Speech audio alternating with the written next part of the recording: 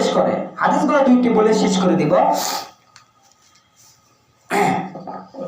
আবু মুসা আশআরী রাদিয়াল্লাহু আনহু থেকে বর্ণিত, তিনি বলেন আল্লাহ সুবহানাহু ওয়া তাআলা নিসফে শাবানে 15 তারিখে তার দৃষ্টি সৃষ্টিজীবের উপর দৃষ্টিপাত করেন এবং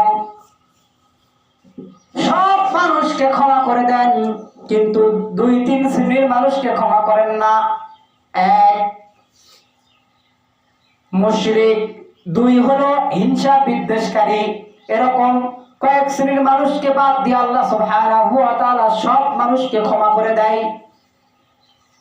এটা হলো মুআজ ইবনে জাবাল এবং আবু মুসা আশআরীর হাদিস। কিন্তু এই হাদিসের একজন রাবী আছে, এগুলো আপনারা বুঝবেন না। তো এই রাবী হলো জাল। এই রাবী হাদিস বলতো কিন্তু হাদিস ভুলে যেত, হাদিস মুখস্থি করে হাদিস ভুলে যেত।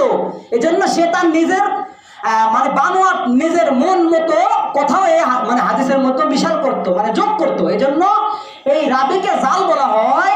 এখানে একজন মুহাদ্দিস আছে, মুহাদ্দিস দুর্বল, রাবী দুর্বল, এজন্য এই হাদিসটা গ্রহণযোগ্য নয়।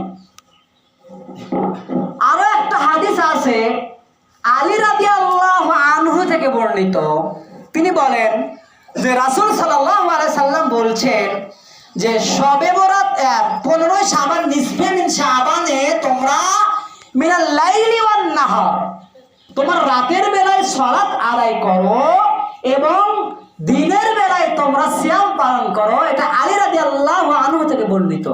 এই হাদিসেও একটা রাবী আছে, নাম হলো সাবরা। এই সাবরা নামে যে রাবী আছে, এই রাবী হলো জাল, এই রাবী হলো মিথ্যু। সে মিথ্যা মিথ্যা কথাও বলতো অনেক সময়। এজন্য মুহাদ্দিসিনে কেরাম এই হাদিসকে গ্রহণ করেনি। তো মুহাদ্দিসের যেহেতু আর আমরা বেশি বুঝি না, মুহাদ্দিস যদি না থাকতো তাহলে আমরা হাদিসই পেতাম না। তো মুহাদ্দিস যদি হাদিসকে জাল বলে, তাহলে আপনি সহি বললে আমি সহি বললে তো হবে না। এবার আসেন শবে বরাতকে লক্ষ্য করে যে মানুষ সালাত আদায় করে। একবার শাবান মাসে শবে বরাতের সময় আমি আমার বাসায়, আমার বাড়িতে ছিলাম। তো ওখানে আমার পাড়া প্রতিবেশী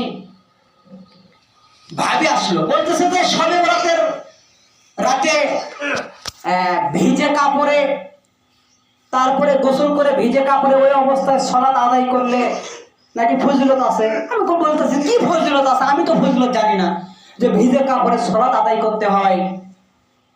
তো বলতেছে এই 15 শাবানের রাত্রে যদি ভিজে কাপড়ে ওযু করে ভিজে কাপড়ে গোসল করা অবস্থায় ভিজে কাপড়ে সালাত আদায় করা হয়, তাহলে নাকি ওই শরীরের ফোঁটা ফোঁটা পানির মাধ্যমে আল্লাহ সুবহানাহু ওয়া তাআলা মানুষের পাপ ক্ষমা করে দেয়। সে কথা বলতেছে। তো আমি বললাম যে ইসলামে এমন কোন ইবাদত নাই যে ইবাদতের মাধ্যমে মানুষকে কষ্ট দিয়ে ইবাদত করতে হয়। ভিজে কাপড়ে সালাত আদায় করতে হবে, আপনার গোসল করে ওই অবস্থায় সালাত আদায় করতে হবে, এরকম বুখারী, মুসলিম, আবু দাউদ, তিরমিজি, নাসাই এরকম একটা সহিহ হাদিসও নাই যে ভিজে কাপড়ে সালাত আদায় করতে হবে।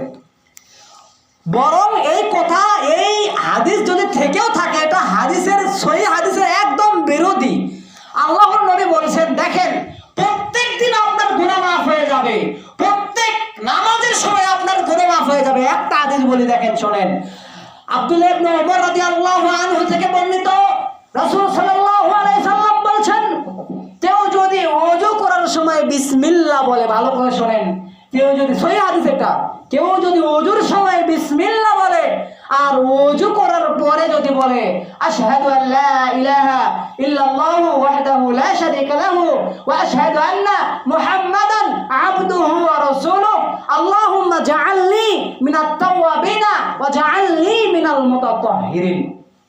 রাসূল সাল্লাল্লাহু আলাইহি সাল্লাম বলেছেন, যে ব্যক্তি ওযুর শুরুতে বিসমিল্লাহ বলল এবং সুন্দর করে সঠিক নিয়মে সঠিক পদ্ধতিতে ওযু করলো, ওযু করার পরে এই কালেমা শাহাদা এবং ওযুর পরে দোয়া পড়লো, রাসূল সাল্লাল্লাহু আলাইহি সাল্লাম বলেছেন তার জন্য জান্নাতের 8টা দরজা আল্লাহ সুবহানাহু ওয়া তাআলা খুলে দিবেন। নারী এবং পুরুষ সবার জন্য একই সওয়াব। দেখেন 5 ওয়াক্ত যদি 5 বার যদি উজু করতে পারেন, আল্লাহ সুবহানাহু ওয়া তাআলা আপনার জন্য জান্নাতের দরজা খুলে দিচ্ছে, 8টা দরজা খুলে দিচ্ছে। যে দরজা দিয়ে চাই, যে দরজা দিয়ে মন চাই, ওই দরজা দিয়ে জান্নাতে যেতে পারবে।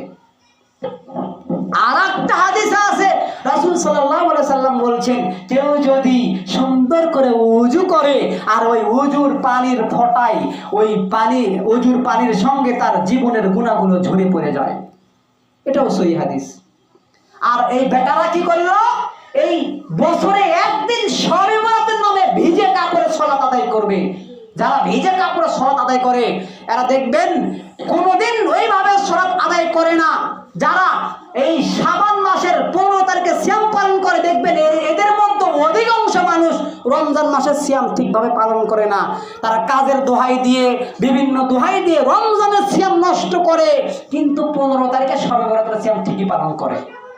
আমি অনেক মানুষকে দেখেছি যখন রমজান মাসে কাটামারি আসে, কিসের কি রমজান মাসের সিয়াম, কাজ আগে সিয়াম পরে, আবার শাবান মাসের সিয়াম এই যে শবে বরাতের সিয়াম ঠিক পালন করে। যেটা দলিল নাই, যেটা হাদিস কোরআনে নাই, ওইটা মানুষ পালন করে। যেটা হাদিস কোরআনে ফরজ ফরজ আইন করা হয়েছে, ওইটা পালন করতে অনীহা মানুষের।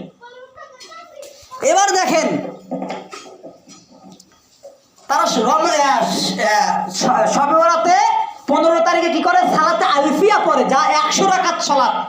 এই 100 রাকাত সালাত দেখবেন অনেক মানুষ আজীবন নামাজ পড়ে না, জুমার দিনে পড়ে না, 5 ওয়াক্ত পড়ে না, কিন্তু আপনার মানুষ মারা গেলে জানাজার সালাতে যায় না, ঈদের নামাজ পড়ে না, কিন্তু ওই যে 15 তারিখে শবে বরাতের রাত্রিতে কি করে, মাগরিবের পরে তারা মসজিদে আসে, আসার পরে প্রায় সারা রাত ইবাদত করেন। তারা সালাতে আলফিয়া পড়ে, 100 রাকাত সালাত, সালাতে আলফিয়া 100 রাকাত সালাত আদায় করে। আর প্রতি রাকাতে, এক রাকাতে 10 বার করে সূরা ইখলাস পড়ে। অথচ এরকম কোন সালাত পড়তে আল্লাহর নবী বলেন নাই। 10 বার যদি আপনি একটা রাকাত, প্রথম রাকাতে যদি আপনি 10 বার সূরা ইখলাস পড়েন, তাহলে গুনে গুনে অবশ্যই পড়তে হবে, গুনতে হবে যে কয়বার পড়লাম। অথচ আল্লাহর নবী এরকম কোনো কথা বলেননি যে 10 বার সূরা ইখলাস পড়ো, 50 বার পড়ো, 100 বার পড়ো, এরকম কোনো কথা আল্লাহর নবী বলেননি। ইসলামে ইবাদত এত কষ্ট করে ইবাদত গনে গনে পড়তে হবে, 100 রাকাত পড়তে হবে। অথচ রাতের নামাজ আপনি সালাতুল লাইলি মাসনা মাসনা, রাতের বেলা যারা সালাত আদায় করে, নফল সালাত আদায় করে, আল্লাহর নবী বলেছেন যত পারো পড়ো, কিন্তু 100 রাকাত নামাজ নির্ধারিত করলো, তার মানে বোঝা যাচ্ছে এই হাদিস ঠিক নয়। দুঃখের বড় বিষয়, তারা ওই যে রাতের বেলায় সালাতুল আলফিয়া পড়ে, তারা মসজিদকে আলোকসজ্জা করে এবং কবরে আকরবাতি মোমবাতি দেয়। সেই রাতের বেলা নাকি আত্মা বাড়িতে আসে, এই জন্য তারা কি করে, কবরে যায়। মহিলারা, নারী পুরুষ কবরে যায়। কবরে দেখবেন, খেয়াল করবেন, আমি ছোটবেলা অনেক দেখেছি কবরে মোমবাতি জ্বালাইছে। এখন দেয় কিনা আমি এখন চোখে পড়ে না, কিন্তু আমি আগে দেখেছি যে 15 তারিখে শবে বরাতে কবরে মোমবাতি আকরবাতি লাগাইছে। অথচ দেখেন দুঃখের বড় বিষয়, সারা রাত্রি সালাত আদায় করলো, সালাত আদায় করার পরে ফজর নামাজে মুসল্লি নাই। তাহলে কোনটা গুরুত্ব বেশি, ফজরের নামাজ নাকি শবে বরাতের নামাজ? ফজরের নামাজে মুসল্লি নাই, আর মসজিদ ভরা লোক। হানাফিদের মসজিদে খেয়াল করবেন শবে বরাতের দিনে যে ব্যক্তি কোনোদিন পশ্চিম দিকে হয়ে ভিড় দেয় নাই, ওই বেটাও গেছে নামাজ পড়তে, ওই বেটাও নামাজ পড়তে গেছে। আর বিশাল ফজিলত, নাকি আল্লাহ গুনাহ মাফ করছে, ওই শবে বরাতের রাতে নাকি আল্লাহ চলে আসছে, আল্লাহ এসে ক্ষমা করে দিচ্ছে। ওই জন্য ফজিলত নেওয়ার জন্য যারা নামাজ পড়ে না, ওরা নামাজে শামিল হয়ে গেছে। অথচ ফজরের নামাজের খবর নাই, ইশারের নামাজের খবর নাই।